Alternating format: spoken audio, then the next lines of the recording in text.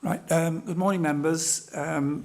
This is the Planning Committee for the 12th of May. The first item on the agenda is the usual roll call of members and declarations of interest. We've had apologies from Councillor Armitage, Councillor Huddleston, Councillor Richardson and Dr Swetnam. So if members could indicate if they're present and state any declarations of interest, please. Councillor Brady. I am present.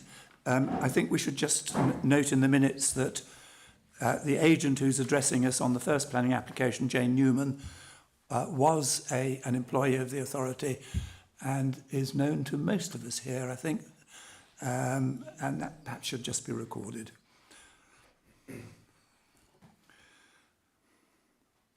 Councillor Chaplin. Good morning. Same declarations of interest regarding Jane Newman. Councillor Chapman. Present, same with Jane, and also I did know a gentleman at the back there, Mr. White. Morning. I don't think that's it. Ms Hine. She's not here. Councillor Hart. Present and no declarations of interest apart from knowing Jane. Councillor McCloy. Present, no interest. I'm not sure. The lights are coming on. Including Yeah. yours. I'll do this and then I'll nip out. Councillor Murphy. Present and no declarations. Councillor Potter. Present and no declarations. Councillor Priestley. Present and no declarations. Mr Smith. Present and no declarations other than as Chairman stated. Councillor Warmby. Present and no declarations. There'll be a short interval whilst we just try and adjust the microphones. Chair, I raised that, if you don't mind, because after the last majority meeting, members of the public listening in could not hear certain members' contributions because they either didn't have the microphones on or weren't speaking into them. So it is important that everyone uses their microphones carefully when they can. Thank you.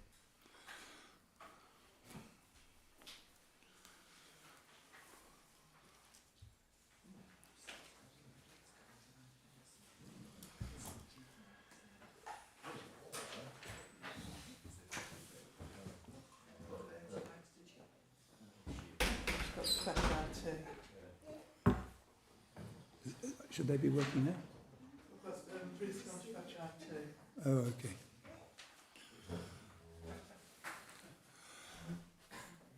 I think we'll adjourn the meeting formally for a few minutes, so let's say until 10 past 10.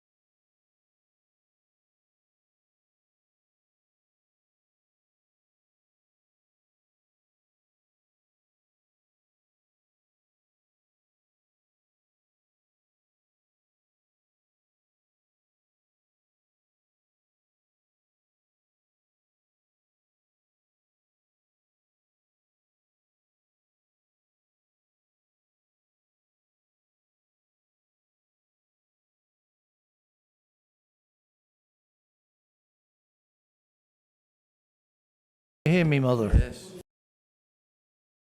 Right.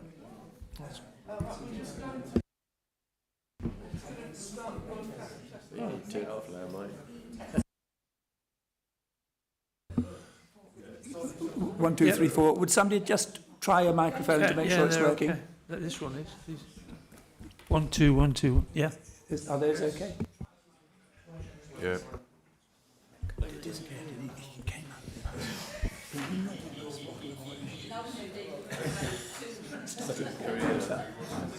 could still see Kenneth Jones going.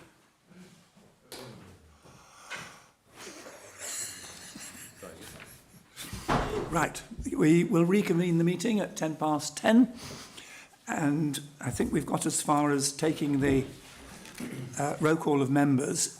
Can I just add to that? William Armitage has sent his apologies, but this, I think, will certainly would have been his last meeting. He has lost his seat on North East Derbyshire District Council, and I'm sure we would all like to record in the minutes our appreciation for his service on the committee and for his warmth and humour and consideration for various causes which he espoused. And I think we're all going to miss him personally, as well as a member of this committee. The next item is the minutes of the meeting held on the 21st of April. Ken, would you like to deal with this as you spotted it? Yeah, thank you, Chair. It's just the item 4222 on page 12, 4123, I beg your pardon, on page 12. My feeling was that the discussion that we had was not so much about the actual height of the bridge, but more to do with the rising of the slope north of the bridge, which was leading to vehicles catching on the bridge. And I don't think that that's appropriately reflected in the minutes, in order that officers can go to the contractors and get the issue sorted. My suggestion is that in the paragraph that begins members requested at the top of page 12, after height and at the end of the second line where height occurs, that it should read height and clearance, because it was the clearance issue that was there. And I think that then needs to be reflected in the proposed conditions, an additional one that makes it clear that both height and clearance need to be sorted. I think that is absolutely correct. Is everybody, well, in that case, I'll move the minutes on that basis. Are they seconded? Thank you. That is seconded. All those in favour, subject to that amendment? Anyone against? No, that is all approved. And then we move on to no urgent business. Public participation will crop up as it happens. Agenda item 5 is adjourned to the next meeting to enable the agent to attend. So we're on to application number 6, Pippin Cottage, Church Street, Eam. John Keeley, you're going to deal with this. Yes, thank you, Chair. Good morning, members. The barn, Pippin Cottage, it's a converted barn forming a 2-bedroom market dwelling situated within the village of Eam. The application site is on the screen behind me. Hopefully you can all see past myself. As usual, the application site is outlined in red, other land in ownership in blue, and what isn't evident here is that the site lies adjacent the Glebe Park housing site, which we saw on site yesterday. The Ordnance Survey haven't updated this map, but to the west of this site is the Glebe Park housing development, and the site plan in your papers on page 39, I think, is the correct, shows that relationship. To the east is a further residential garden and dwelling, and immediately to the south within this blue area is Pippin Cottage, which is a separate market dwelling and in a separate planning unit to the barn now, following separation a few years ago. To the south is other residential property, and access is gained off Church Street via a shared driveway with Pippin Cottage. It's also within the Eam Conservation Area, and if we move to the block plan, it drills in a little bit more. So there's the shared access up from Church Street, past Pippin Cottage and into the residential curtilage of Pippin Barn. Not shown here, there is a workshop for the applicant's home working within the rear garden there. And you'll see from the slides it is a converted barn. The proposal is to extend this barn with a single-storey extension on the east side, constructed in stone and tile with a glazed flat roof link between the two. This site plan is hasn't been updated with the amended plans. It shows the ridge running the wrong way, but the ridge of the proposed extension would be parallel and in line with that of the main barn. And we'll see that in the detailed plans. So a few slides showing the barn itself. So this is the rear north elevation of the barn. You can see from your history as well, it has been significantly extended in the past when it was converted across the whole of the rear, but in matching materials and with a lean-to form, you can see there. Moving round to the side where the proposed extension would sit, you see the character, and just see the workshop in the rear garden to the back. So the extension would sit on this side with the lean-to roof being approximately this height and extending almost to the rear there and just inside the doors. And the extension is spaced off, you'll see on the plans, to give clearance to this window. The apex on the plans you'll see will come partly across this window, but spaced off. And then just moving around, panning towards the front, showing the elevation of the barn. So you can see from those slides that although it's been converted to a dwelling, it's been converted very sensitively, and it's conserved, you know, the essential agricultural and very simple utilitarian character of the building, despite, you know, more intensive residential use. So just running through the plans, this is the existing west, which there's no change to that. That's the opposite side to the proposed extension side. This is the front elevation you've just seen on the slide, and as proposed. So you have here the proposed extension, which would form a single double bedroom. It's 3.6 metres by 3.6 metres by 3.6 metres, spaced off from the building with this flat or near flat glazed link extension. So on this side it's glazed and would form an entranceway. This will be the bedroom, and we'll see from the side as existing and as proposed. So this would be the link spaces this apex away from that first floor bedroom window, and existing north and proposed north. So from the rear north elevation, the back of the link would be stone with a small parapet detail there. As I said, the materials would be stone and slate roof to match the main house, the main barn. In terms of layout, that's the existing layout. And you can see there the entrance porch or entranceway and link corridor between the existing barn and the proposed new accommodation, the bedroom, and then the small bathroom unit to the rear. So the key issue in this application is the impact of the proposed extension upon the character and appearance of this converted barn, which is a non-designated heritage asset.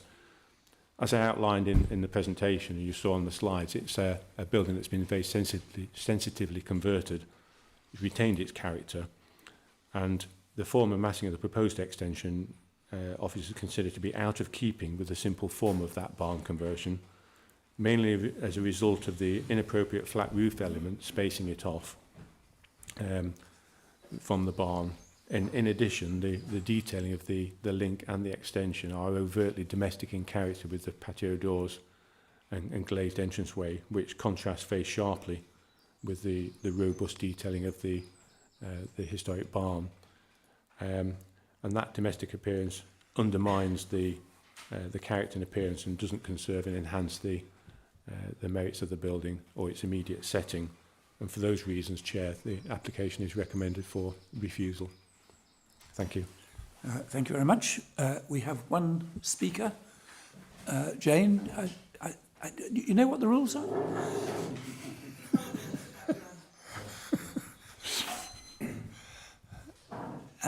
And it's a new machine since you came here last, but you press one of the buttons and with any luck the little light will come on. That's it. That'll do it. Okay. As the report sets out, the property is a converted barn. The conversion was carried out by the current applicant, Hannah Bennett. By virtue of its conversion, the barn has a domestic character, although its agricultural beginnings are still apparent. The applicant is a full-time sculptor and derives all of her income from the sale of her work. The garden of the property is in an incidental use as a sculpture garden, displaying work by the applicant and other artists. The garden attracts around 5,000 visits per year, and around half of these are people who are visiting Eyam primarily to visit the sculpture garden. These visitors go on to use other businesses in Eyam, including accommodation and food businesses. The revenue from the entry fee to the garden goes to the neonatal unit at Chesterfield Royal Infirmary. Hannah and her family are active members of the community in Eyam. Hannah is on the Bonfire Committee, marshals for the half marathon, and talks to school children as part of their national curriculum coverage of sculpture. The barn has 2 very small bedrooms, and it's no longer viable for her 2 teenage children to share a bedroom. The proposal is to add a small extension, 3.6 square metres, to provide an additional bedroom. A small link structure is proposed which will appear as a wall from the rear elevation and is glazed to the front elevation to give it a lightweight appearance. The design of the link is akin to the link shown on plate 35 of the Alterations and Extensions SPD. The SPD sets out that links can be used to allow the original building to retain its integrity and to allow the addition to appear as a subsidiary building. These are exactly the reasons that a link is proposed in this case.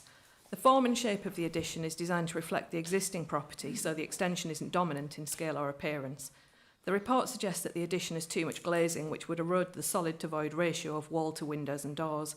The addition has no windows or doors on the rear or side elevations. The openings are confined to the patio doors and the glazed element of the link. The patio doors reference the openings in the existing house. The existing house currently has openings which make up 16% of the wall area.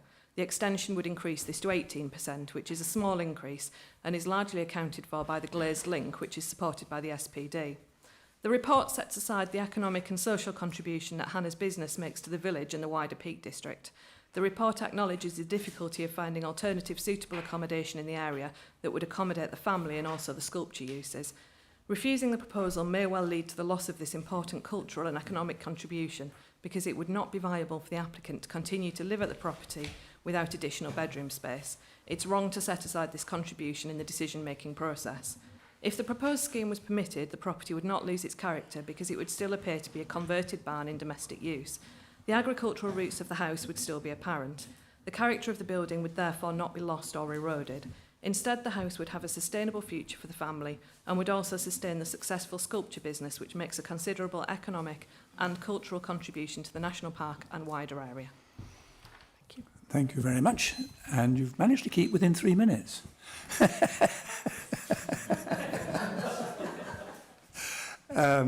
We did, of course, do a site visit yesterday. Very instructive it was as well, to a delightful property and garden, if I may say so.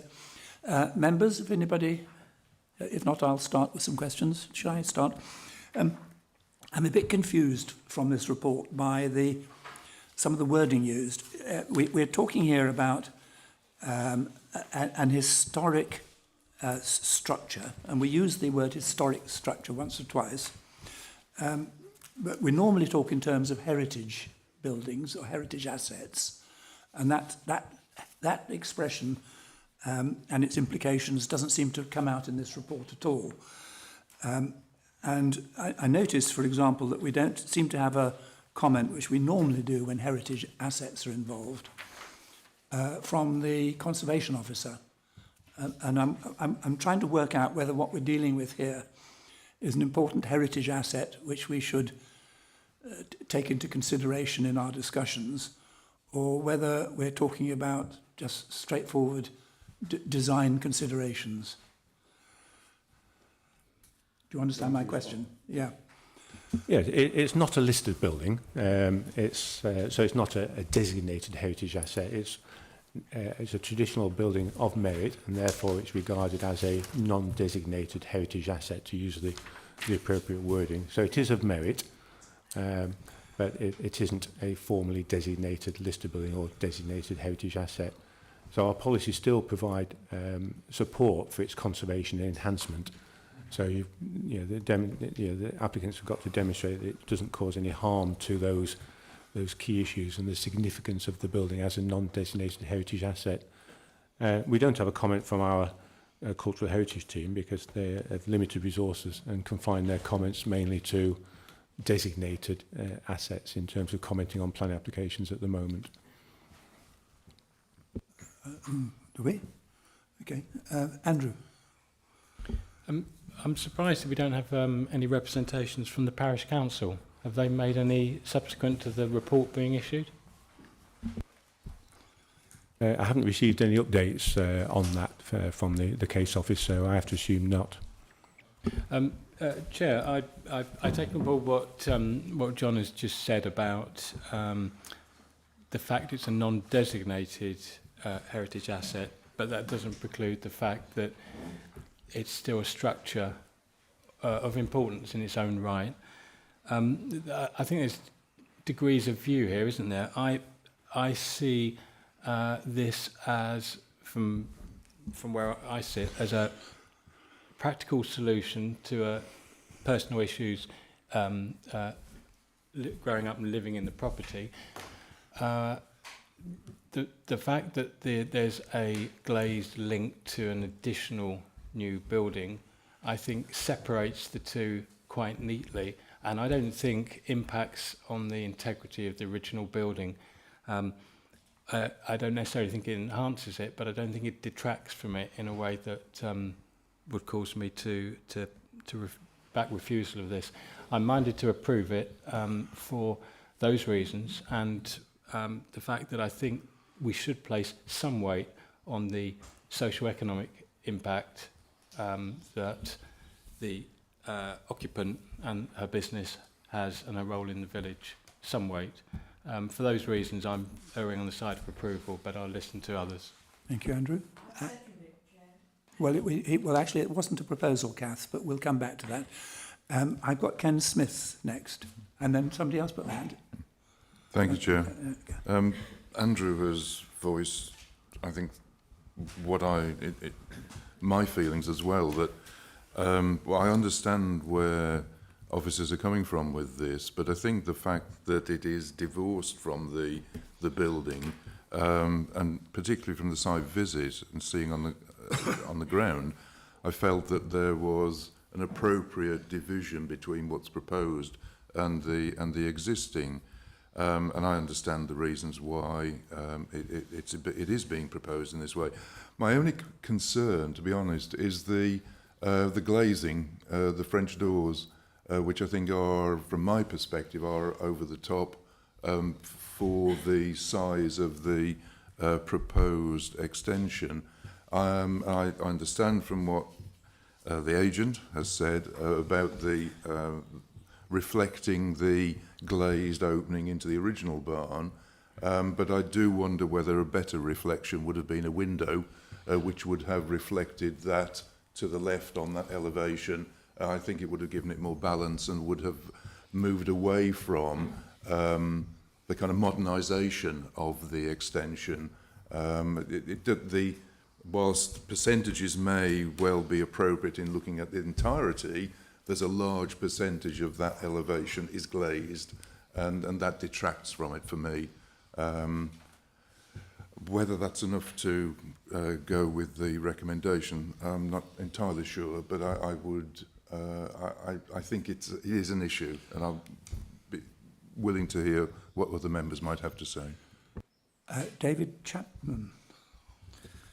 Thanks, Chair. I mean, the key point here, I think, is, and I'm sure with the way that the barn has been converted, that the style and design of the extension will be very sympathetic, and it will lie in accordance with the main building, and really, just to follow on from what Ken said, I would think that if the the French doors are built in exactly the same style as which would have been the original barn opening, I mean, that I wouldn't see any problem with that, because it's common for small buildings to have openings that have been used for putting machinery in or hay or things like that. So I think if it matched the design and build of that original opening, I don't see that being a problem, and I'm sort of minded towards approval with this. Okay, and I've got Mike Chaplin and then Kath Potter. I think a lot of the points have been covered already. I think the link is important because it helps you to read the existing structure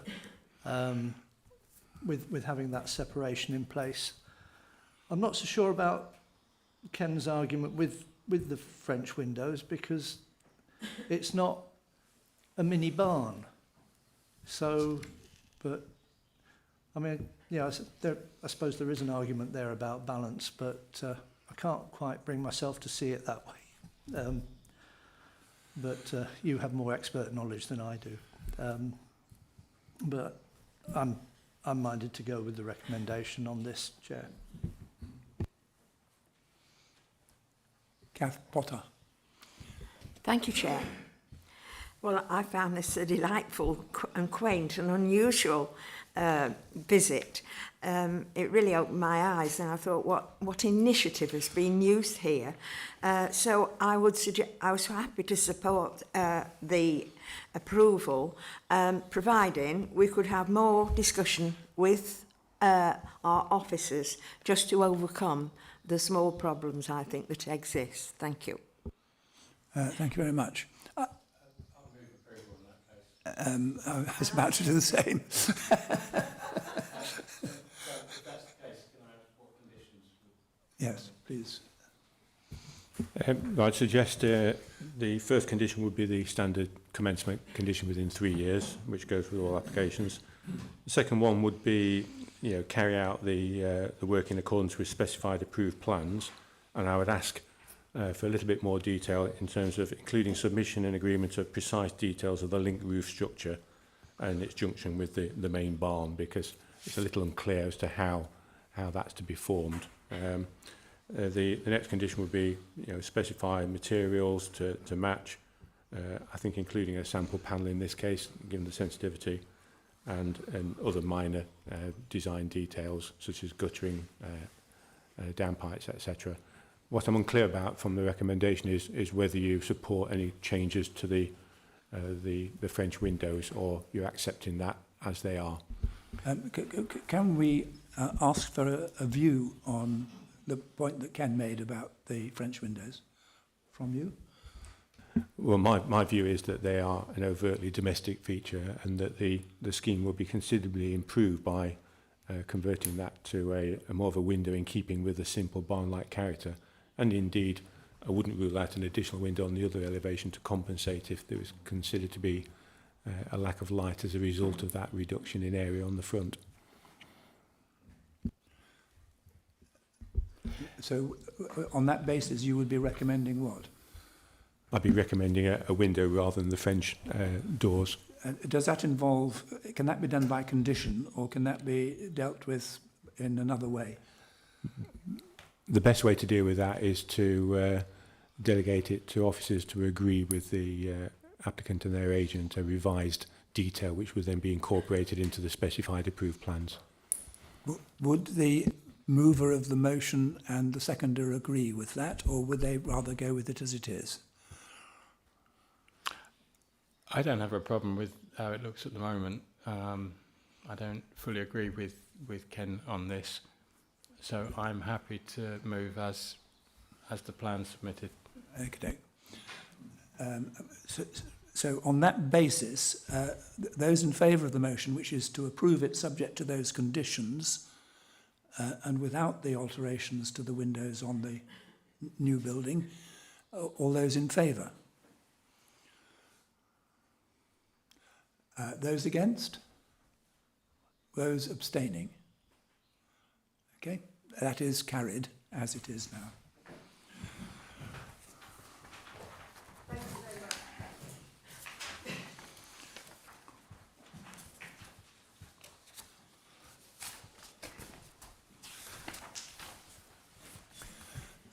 Right. Agenda item 7, the Spa Store Cafe at Carver South.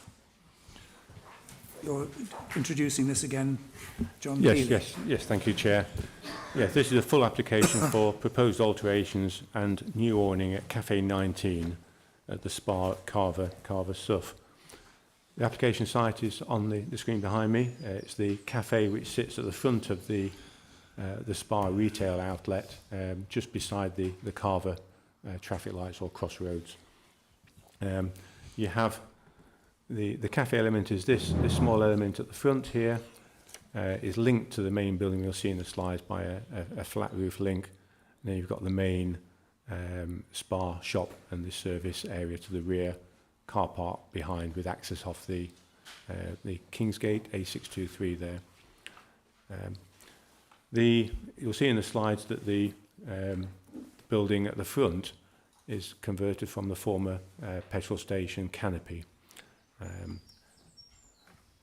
and has an unusual sort of cranked footprint as a result of that. So this is the cafe sitting at the front here, and the main spa retail unit is this traditional stone building here at the back, and the service area. And this area between the two is a lower flat roof link. And there is a very narrow corridor link between the shop and the cafe set back, and that was purposely designed along with the flat roof linking element to enable the main stone and slate building of the spa shop to be visually separate to the former petrol station canopy, which is converted to appear as a visually separate building, just slightly spaced off from the main building. So, as proposed, it is to extend. There is an existing terrace, sort of slightly raised terrace around the existing cafe building. So the proposal is to extend that and create this 7 by 3.5 metre raised additional terrace area to provide additional covers, and to cover over that with a awning supported on 3 posts. So we'll see in elevation, but it'll be 3 posts and 3 joists linking back to the fascia of the existing link corridor, upon which would sit a bespoke awning, which would be retractable when not in use. So that's the proposed amended plan. Slightly different in terms of the numbers of covers you can get underneath the awning. So 24 are shown there. In section, therefore, you can see the new patio will only be a slight increase from the existing ground level.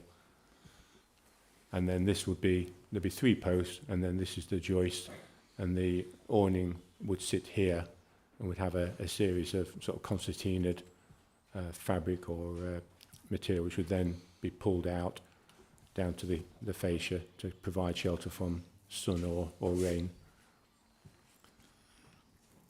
It shows the detail again.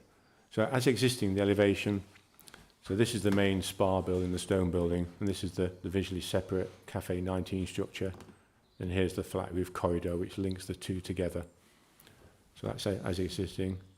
And as proposed, it's a little bit difficult to see, but you've got 3 posts here, 1, 2, and 3. And then you'd have the fascia, and then this awning sat behind and underneath that. So we've got the amended plans in as well. There's a slight difference just to show that in a little bit more detail. So I think this shows the post a little bit clearer of the joist here, the 3 joists and 3 posts, and the awning sitting underneath. Well, the post, I'm not sure what the posts are. The bespoke graphics that we've been sent show them as an anthracite coloured. They could be either timber or some sort of metal. The ones in the information we've been sent show it as a sort of a metal structure, but it could be either. And given in this some photo montages which were submitted with the application to show the type of structure in a different setting, obviously. So a similar retractable canopy, in this case with lighting in it, in front of buildings which, when not in use, the canopy would be back, and you would just have like a garden arbour type structure. So you can see here how it's half retracted.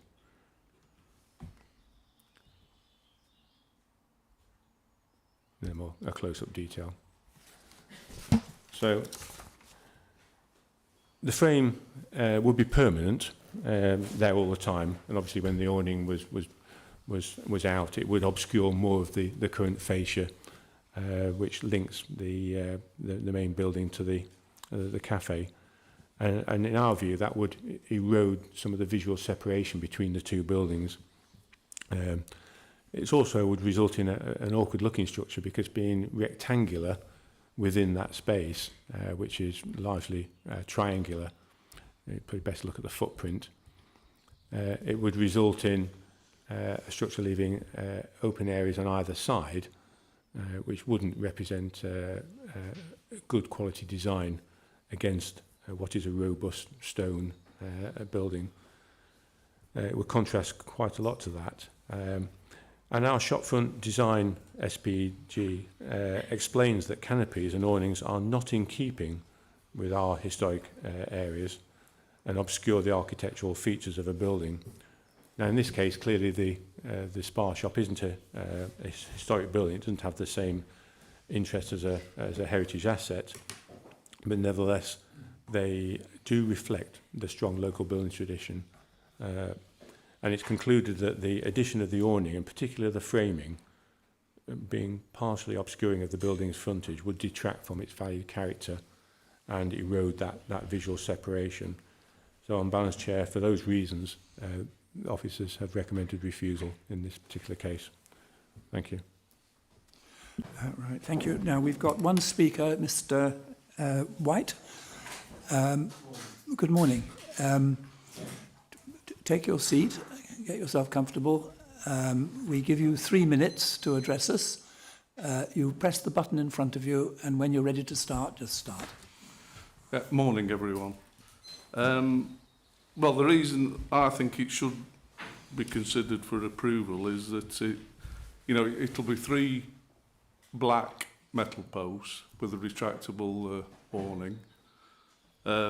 It's of minimal design, and it's in keeping with the house building.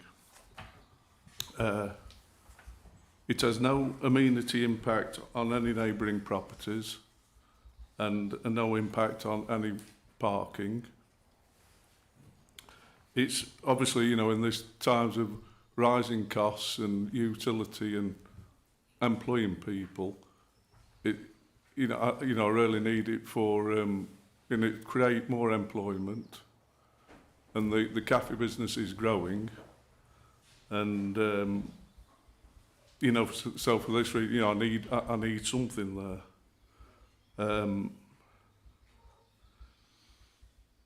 The positives to the proposal far outweigh any perceived harm to the area.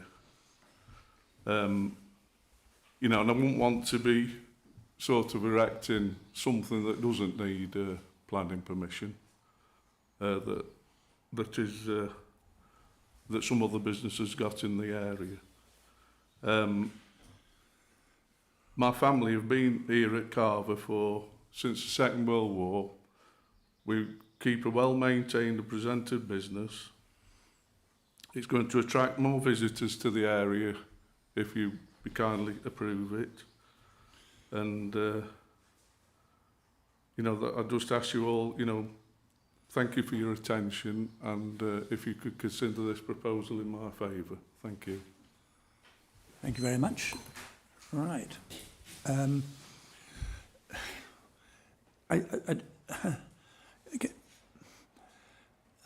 not sure that I fully understood something you said, John. You're talking about this being set against the background of a robust stone building. Which one are you talking about? It's this building here, the main spa, the retail outlet within this building, which is a stone and slate roof building, whereas this one is infilled timber posts with timber cladding and a tiled roof. It actually would have been quite helpful to have had some photographs of the existing building so that we could see what it looked like against that.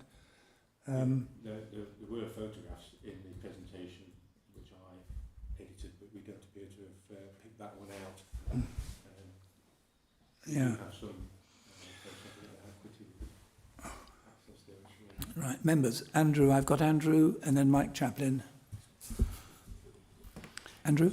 Chair, I don't want to be seen to be going against officers all this morning, but I don't agree with the recommendation here at all, for the following reasons. I think there's a balance to be struck here between the clear economic purpose of behind the application, which I think we need to give weight to in this case. But for me, what I can't quite agree with officers is the fact that, with the greatest respect to the applicant, this isn't the most beautiful set of buildings in the world. It is a relatively modern, functional building that has evolved in rather awkward ways. And I don't think what is proposed will be detrimental to the character of it, because, how can I put it, the character of it is quite modern and quite higgledy-piggledy. Also, what is proposed, in effect, are three posts, which you can see through to the original building, with an awning that is clearly retractable, and that, again, will be taken out of service when it's not in use. I do know the site quite well, and it is a busy, modern junction. It's outside of the conservation area as well. This, effectively, this is not the heart of the historic village, but this is a busy retail junction, and as such, I think this will benefit the business and won't be a visual detraction. For all those reasons, I'm going to move approval. Right, I've got Mike Chaplin next. Yes, I largely go along with what Andrew's just said. But my question to officers is, what would be a suitable alternative if you're saying that the awning is not acceptable? What would be a suitable way to deal with that area so that it can have a covering? Well, we're faced with the application before us first and foremost, but you could draw back and have an awning without the posts, retractable awning, very similar to what you've got now, or you could have freestanding umbrellas which are used at other aspects which would be outside of planning control. Well, those will be halfway across Derbyshire with the first window, won't they? Sorry. I've got Ken Smith and David Chapman. Right. Thank you, Chair. Just a question of detail, really. Mindful of the issues that people put into effect during the COVID lockdown, there was a lot of external kind of tents used. Just thinking about this, if this is approved, is there any way in which the cladding of the sides and the front, for example, could be prevented so that it remains just as an awning? My concern, obviously, is that if we approve, I'm not suggesting that is the case, but if, because it's on the north side, it's not going to be very sunny, it's a fairly windy location. If someone wanted to clad the sides and the front to make it even more weatherproof, which I think would be detrimental to the entire unit, is there any way in which, if it is approved, that the approval is only for an awning and no further additions to it? That can be done by condition. Yeah. Right, I've got David Chapman. First a question. The refusal is concerning the awning and the frame, but in the event of a refusal, would the raised area for the table still be approved? It doesn't specify Because I'm assuming that's going to be part of the construction, is it? It is part of the construction, yes. And that Part of the overall proposal is the terrace and the awning. So if just the terrace was there, would that be approvable? Yes, we wouldn't have any objections to that, Right. that sort of increased in terrace area. That area is already used at the lower level anyway for Okay. tables. Right. Well, just a comment on the design. I'm quite comfortable with it, but I think maybe a different colour of the post would be less stark. But I mean, that's really something to discuss. And like Andrew says, the only people who view this are the cars queuing at the traffic lights, basically. Can I just ask, if we were to approve this in accordance with the motion, have you got any suggested conditions? Yes, well, picking up from the mood of the meeting, we'd have the standard, if it was to be approved, it'd be a standard commencement of development condition. The second condition would be, to agree, I think, the colour of the posts and the awning for the avoidance of any doubt. The next condition would be no enclosure or other alteration of the enclosure by walls or other structures, etc. And that would be it, unless members ever get any other suggestions. What about lighting? Yeah, there's no lighting proposed, so it would be reasonable to say no lighting, which would have an impact on the character of the area. But Well, lighting would need to be approved, really. we could phrase it that no lighting other than in accordance with details to be submitted and agreed in writing with the authority. So do that by condition. Ken?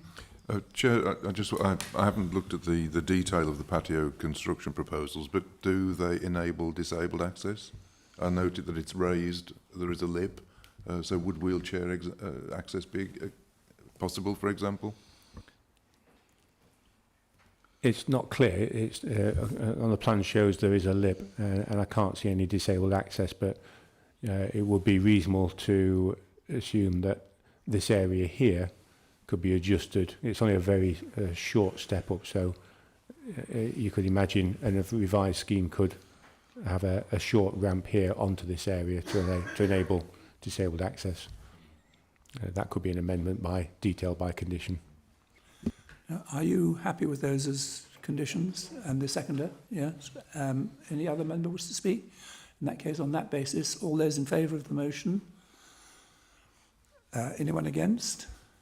No, that is carried. Mr. White, do you look as though you're going to get your planning permission shortly?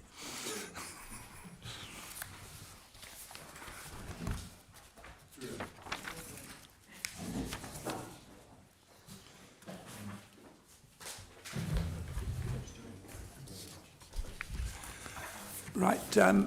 This next application. Do members wish a short break before we move on to that? We've not got much more on this agenda, I don't think. But do members want a short break before we carry on? No, that's okay. The next item on the agenda is item 8, Danes Mill, Upper Hume.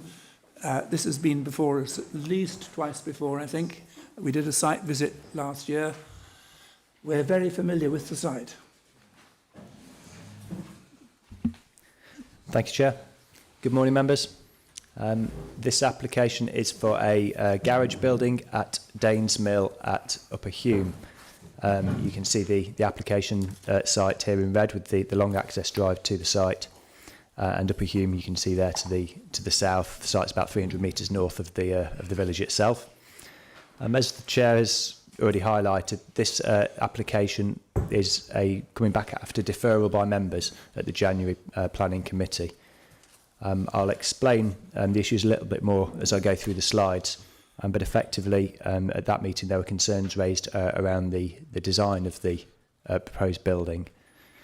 Members deferred in order that officers could have further discussion and negotiation with the applicant in regards to the design, which, as you see set out in the report update, we've endeavoured to do, but unfortunately we've had no engagement from the applicant in that regard. So the scheme that's coming back today is the same one that was presented to the meeting in January. I should say there's one update to the report in terms of the planning history, and that there was that an appeal was lodged against the April 2022 committee refusal, which was for a balcony on the house as it is now on the former mill building. That was refused by committee in April last year. The appeal has this week been dismissed by the Inspectorate. So this shows the site in a bit more detail. So the former corn mill is located here outside the application site area, but still part of the same site, of course. This building that you can see here is the Kyle building, as it's called, which is a former drying store. And the application site, the application building rather, is proposed to the north of that. You can see here. And there's a closer view of that. So existing building here, which says a historic corn drying building, and the proposed garage building to the north here. So there is looking north towards it. So the site for the proposed building is effectively where these white flowers are up here.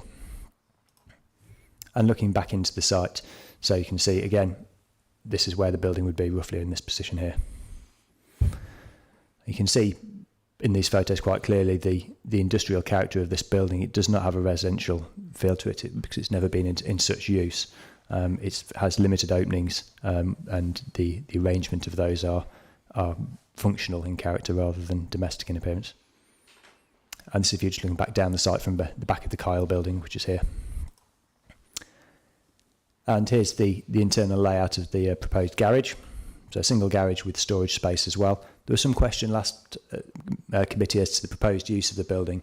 It's described as a garage, but the applicants explained that it's largely for storage associated with the management of the site. It would, in either case, remain an ancillary or incidental domestic building, so it would retain flexibility to be used for garaging. The size would certainly suit that, or a mixture of storage, garaging, or storage. That would be at the applicant's discretion. The proposed roof plan, which is a pitched roof. And there's the north elevation, the side elevation. The dotted line that you can see was an application that was preceded this one, which was refused again by members. Effectively, this application turns the roof around and lowers a little from the previously proposed height. And the other elevation, this is the rear, so you can see the rising land behind. And this is the proposed front elevation. In design terms, there's a couple of issues here from our point of view. One of them is the character of the building, which is much more domestic than the building that it would be sited adjacent to, and there was some concern raised by members in that regard in January.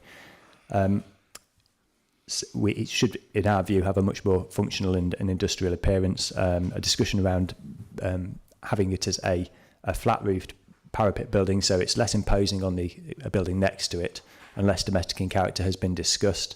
That's not something that the applicant has been prepared to accommodate, so we're left with a building of domestic character. If we were to accept a building of domestic character, then we have reservations still about the design of this, as set out in the report. The larger openings are set into the gable here, so while turning the roof around has reduced the overall height, it's left a heavily fragmented gable with large holes punched in it and a single steel supporting beam above. SPD is quite clear that for new outbuildings and garages, the openings should be positioned beneath the eaves, not in the gables. It's not a traditional detail.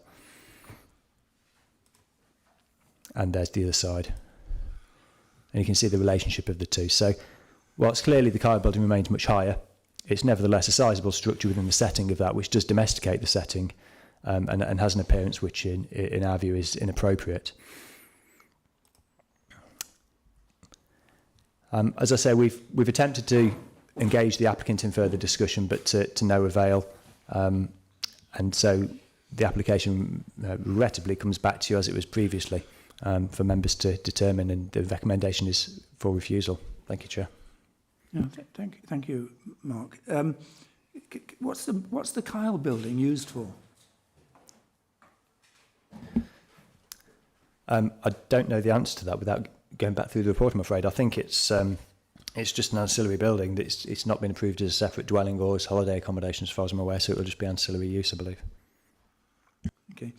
And can you go through again what you would regard as a sort of non-domestic building? I mean, how would you... In my experience, unless you're in the middle of one of these modern industrial estates where everything's made out of metal and cement, most industrial buildings are rectangular with gabled roofs. What would your solution be in terms of a suitable building that does not look domestic? I think that I agree. I think that's difficult to achieve, particularly given the relationship with the building we already have there. Our view remains that a building which is less imposing on the setting of the Kaya building overall will certainly help to reduce that domestication of the site. So even if the building still retains some elements of domestic appearance, having something that's less imposing, potentially set further into the embankment with a flat roof, so it's a smaller structure overall, would help to reduce that impact. I'm puzzling with this flat roof, I must confess. But anyway, members. Andrew, sorry. I think in the light of, we're going round the houses on this one, it keeps coming back to us, and there's little engagement from the applicant. We do on occasions try and bend over backwards to actually help the applicant to talk to officers, but it's quite obvious that this particular applicant doesn't really want to engage and hasn't taken on board anything that's been suggested. So I would recommend refusal. Is that a proposal? Yeah. Okay. And you're the next one to speak, Ken. Yeah, I'll second the Andrew's proposal, Chair. Andrew's made the comments that I was going to make, really, that I think for all the reasons why members were not confident with this application and deferred it last time, and the lack of engagement by the applicant, I think there's only so many times that we can take the pitcher to the well, and that I think the recommendation is appropriate, which is why I've seconded it. Thank you, Chair. Any other members have any comment to make? All those in favour of the motion? Anyone against? No, that's carried unanimously. Right, we're on to agenda item 9.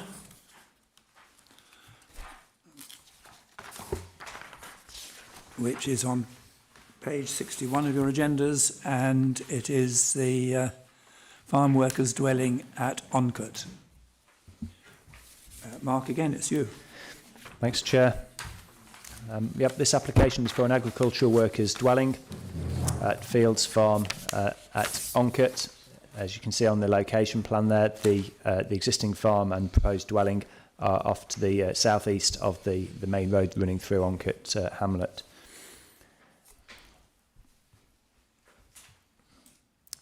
So the application site is an existing cattle farm, rearing heifers for selling calves to dairy farms.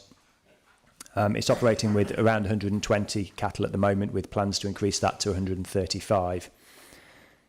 So we're, from a policy principle point of view, we're satisfied there's a functional need here for a dwelling on site, particularly with cattle enterprises. The need for being living within sight and sound of the business is something that is typically accepted, particularly for something of this type of scale. The business itself has built up with the authority's support for various buildings over the last roughly 10 years. And the financial information submitted in support of the application shows that it is viable and increasingly profitable. So we're also satisfied that the business is sound, and so the financial test for the provision of a dwelling is also met. You can see that in this case the dwelling itself is proposed to be positioned north of the cattle buildings. It would be accessed, this is the access that runs down from the road to the site, and so the access would run between two of the existing buildings into what's currently a field here. The hatched area, which you can see to the northeast of the dwelling as you look there, is proposed area for ground source heat pump pipe work. So that would be obviously below ground and then grassed back over. So there would be no change ultimately to the appearance of that. As you look at the plan here, the dwelling is facing northwest. So this projection that you can see here is to the rear of the building. And so I'll just go through some photos before showing you the elevation plan. So this is the access off the road.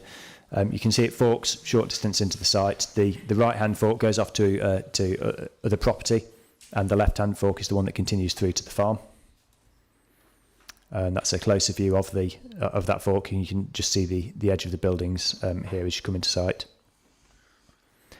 And this is further along the access track. So these are the group of buildings comprising the farm. And as you look here, the dwelling is proposed roughly in this area of field here in front of them. This is where the new access would be taken through. So this is the edge of the northernmost building on the site, with the other buildings extending in this direction here. And the dwelling would be on this area of field, effectively through that gated area there. And we've got as John found, these slides are somewhat out of order from the version that I last amended, but nevertheless I'll try and talk to them in a way that actually flows through. So this is the proposed site plan. So you can see the existing access coming through here. So there would be a new boundary hedgerow to enclose the site in those directions, and there would also be new boundary walls to define the extent of the existing yards and keep the property and its garden separate from the farm operation, with sufficient space for turning. And again, this is the ground source heat pump area above. The domestic curtilage, you can see, is defined by a green line. So whilst this is the extent of the application site area, this area here would not be taken into use for domestic purposes, helping to conserve the landscape and keep the development enclosed by the proposed hedgerow. And this is just some photos of the farm itself. This is the only traditional stone building on the holding, which is immediately adjoining, as you can see, the more modern buildings. This is in low-level agricultural storage use, but we advise that it's still required for that purpose, and as such it wouldn't be available for conversion. Given that it's embedded within the existing farmyard itself, and its close relationship to the occupied buildings as well, we'd have some reservations about the impact of amenity in terms of its conversion anyway. So the photos showing the farming taking place on the site. And this is a view. This building here again is the let me get my bearings. This is the northern end of the northernmost building. So again, the dwelling would be behind this section, as you can see here. So sort of roughly out here. So there's a slight separation from the farm grouping to allow access and a reasonable degree of amenity space. In terms of wider landscape impacts, the property would be read as part of that group. There's no immediate public views. So we're not concerned about it appearing particularly isolated, and it's in reality it's only several metres from the farm buildings. Farm access, and then we're onto the plans. So we've received amended plans as part of the application. It remains a large dwelling as proposed. It was larger as it initially came in. We had some concerns on design grounds about that, so we've secured some amendment. So the front elevation, fairly traditional, with an enclosed porch. And this is the side elevation, so you can see the porch projecting on this side here. There's a two-storey element projecting off the rear, and a single-storey element that projects further from that. This element here was originally almost two-storey. We had concerns about that competing with the dominance of the main building, and it's since been reduced. This is the other side. And that hasn't been amended because that's showing the rear. Sorry, no, that's showing the other side, and that's showing the rear. My apologies. And the floor plan, it's a 4-bed dwelling, as I say, large in area, but acceptable from our point of view in terms of general design and visual impacts. There have been some grounds for objection, which is why the application is here. Some representations have been made, raising issues of challenging the functional need, which, as I've already explained, we're satisfied with. Visual impacts and highway impacts. The Highway Authority have raised no objection to the proposals. I've already explained our own views on the visual impacts, And so we're satisfied that the application, subject to an agricultural tie to tie the occupancy and associated farmland, and the conditions set out in the report, we're satisfied that this application meets our policies and should be approved. Thank you, Chair. Thank you, Mark. I've got 2 or 3 speakers, but can I just ask a question first? The heat pump area, does that just get absorbed into the field, or does that remain sort of cut out of the field? Do you mean in terms of whether there's anything visually apparent when it's complete? Well, I'm just wondering about whether it gets fenced off or walled off or what. I don't think there's any need for it to, because it gets set sufficiently below the ground that that the ground continues to be used for that's my question. Land management. Yeah, okay, thank you. Right, I've got Andrew Hart. Now, will those others who put up their hands? I've got Ginny, I've got Dermot, and I've got Andrew. Anybody else? No? Okay, that'll do me for the moment. Andrew Hart. Chair, I think the applicant has ticked all the boxes. I've read the file. When he was asked to look at the design, he's listened. He meets the business criteria and the need. He's ticked the boxes properly and correctly. He's even, done his bit for CC1, for climate change. And I'm impressed. And the amended plan looks quite a reasonable design as well. It's not offensive to the eye at all. It's got a little bit of character in it there, a bit of thought. So congratulations to the office for getting him to amend it into a more amenable style. I would recommend approval. Are you prepared? Yes, yeah. I'm going to move that. Okay. Jenny, you are the next speaker. I only had one question. There's a 2-year time limit on the recommendations. Do we not do 3? When we're dealing with new dwellings for either agricultural workers or, in the case of affordable dwellings as well, we have a 2-year time limit on there, simply because those needs can change more quickly. Okay. I've got Dermot. Thank you, Chair. Just a point of interest for me. Do we know the size of the family that are going to be living in this property? I don't. Sorry.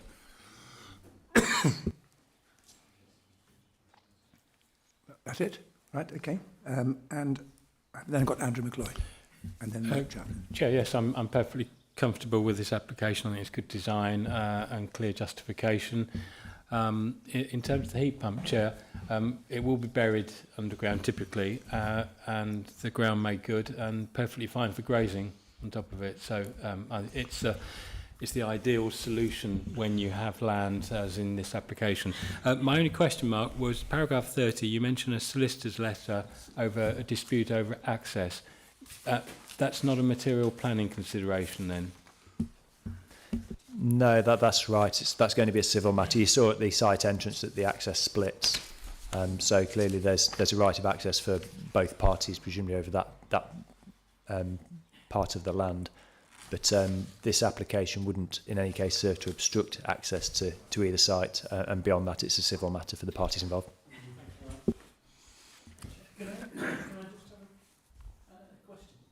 Well, I've got Mike Chaplin next, and I'll have you next. Mike. Thank you, Chair. We're looking at the front elevation there. Can you take it to the? That's right. This is a new building with a ready-made extension, and I'm just trying to get my head around how that's come about, rather than having it as a solid 2-storey structure in the first place. But I don't have any problem with this in principle. Did you want me to come back on that? Yeah.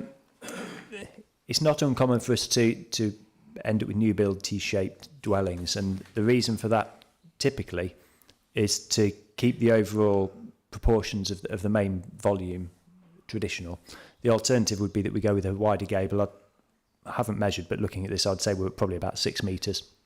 Going any wider than that, certainly when you get up to sort of 7.5, you end up with overly wide gables, much taller roofs, And indeed in terms of length as well, once you start getting past, this is pretty much as long as we'd want, that's probably about 10 metres I'd have thought. Once you start getting to sort of 12, 13, you end up with very long linear buildings, which, other than where you've got sort of traditional ranges with shippons and barns attached, also strays from the local tradition. So this allows us to keep each element of the building proportionally suitable.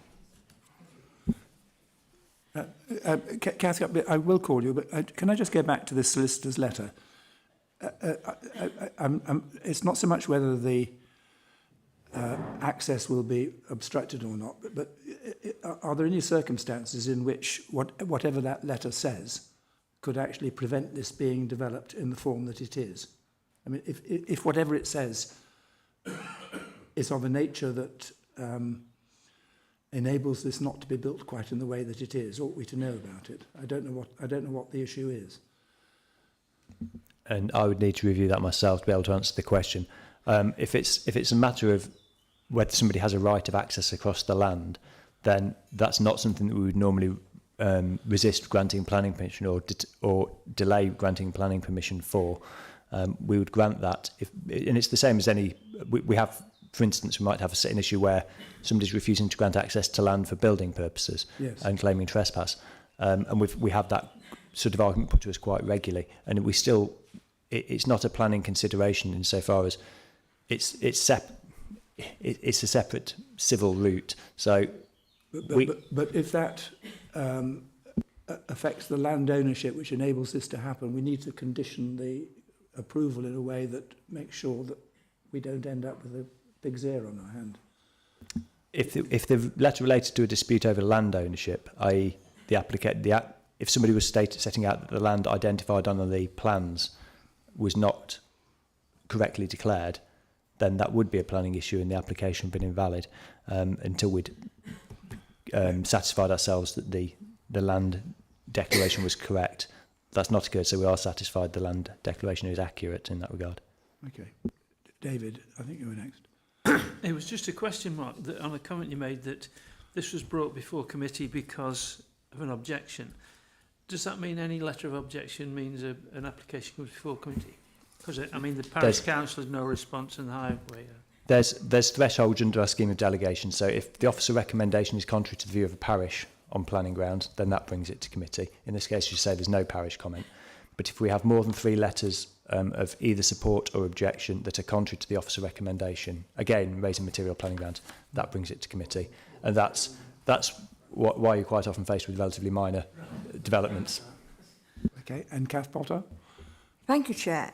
We go through hoops to try and get accommodation for our young people to stay in the national park, and here we are approving a 4-bedroom house and we don't know how many children are involved, and yet it's called affordable. So I want my vote recorded against, please.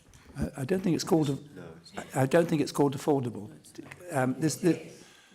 No. It will be limited in use to the people who run the farm, but that's all.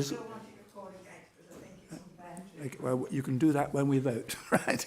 I have it moved and seconded. Unless anybody else wants to speak, I'm going to put it to the vote. All those in favour of approval on the terms set out in the report? Those against? And Kath, are you wanting you to record your vote? Yes, I do. Thank you very much. This is probably my last meeting. I have to feel that I've got to agree a little bit with Kath. We have gone through the hoops over affordable, local needs affordable housing. We've argued over 3 or 4 square metres of space. Absolutely. And this is a big application. And I'm glad Kath asked about, or Dermot asked about the number of people that were going to be living in that house. I looked at all the other recommendations and thought it was worth approving. But I would like to note that we have gone through the hoops over this. And there is a little bit of, grate over it. I think there is an issue there, but I don't think it's with this planning application. No, I know that. I understand that. But this may be my last roundup. Okay. Now, I'd have taken the vote, haven't I? Right. Okay. That has been approved. And we're now moving on to agenda item 10, which is simply to report. We have no appeals withdrawn, and 3 decided. 2 we won, one with costs, and the other one was allowed, but it was a rather technical allowance. Anybody got any comments they wish to make on that? No, in that case, that is the conclusion of the agenda, and thank you all for attending. Thank you, Chair. And I can honestly say it's the quickest planning committee I've ever attended.